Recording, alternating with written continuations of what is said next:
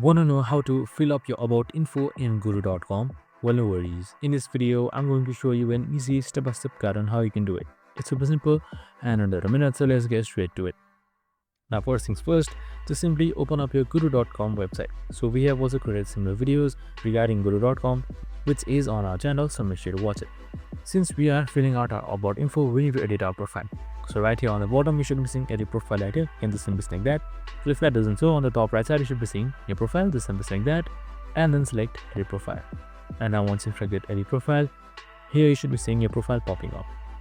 So you can just simply scroll down a little bit and here you'll be seeing your about info. Just simply select add details. Now once you've selected that, here you can see your tagline. So your mission or anything that you want. And once you've typed in the tagline, you can also type in your bio from how you are, where you come, and what services do you use, etc.